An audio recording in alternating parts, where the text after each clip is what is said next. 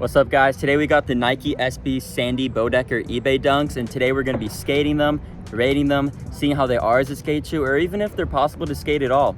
The park's right over here. Let's get to it.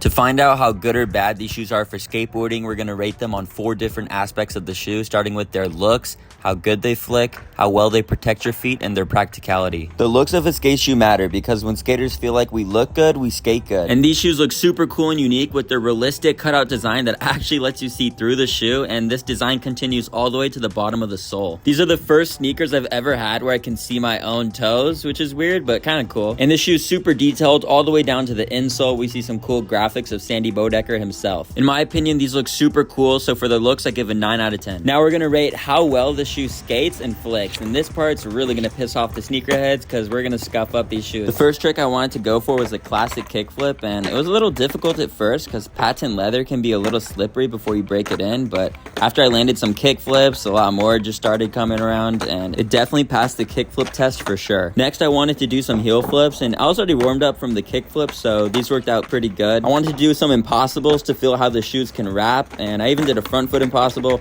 The shoes kind of failed me there, but I got this one, and they worked pretty good for these flat ground tricks. So now I wanted to take it to some obstacles. I had no problem ollieing up this thing, so decided to try some of my other normal tricks. 5-0 on the ledge. Did a little nose manny on this manual pad, and overall, none of these tricks were too difficult to do at all. So I give the flick a 7 out of 10. Okay, now it's time to do the impact test. And the only real way to measure how much impact the shoe can take is by hitting the biggest set at the park, the 11 stair. This set of stairs is about as tall as me, so I thought it'd be a good way to test how well they'd protect my feet from impact. Got a little scared on the first one, but decided to go for this one. But I kicked out and my feet landed straight onto the concrete, but they felt totally fine. The shoe and the insole did their job, so I thought I would just immediately try it again. On this one, I stayed on my board, but couldn't quite get the roll away. I fell off right at the end. But on this one, finally got the landing. That felt pretty good. And my feet felt pretty good too. For the next foot protection test, I decided to hit this quarter and get a pretty big air, and there was no problems on the landing at all.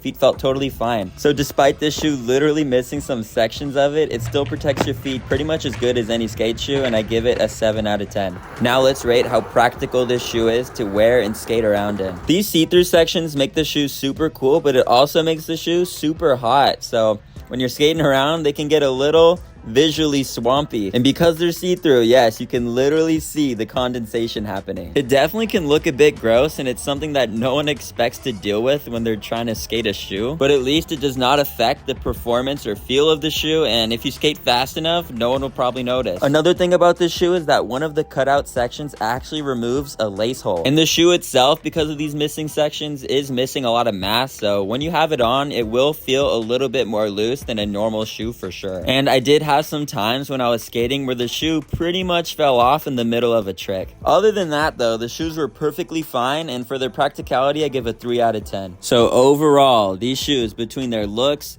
flick, protection, and practicality scores, average out at a 6.5 out of 10. And I would recommend that anyone tries this shoe for skating if you want a really unique looking shoe at the expense of some practicality. So that's it for the review on the Nike SB eBays. Let me know what crazy shoes you want me to skate next. Drop a like if you liked the video, and subscribe if you enjoyed the content.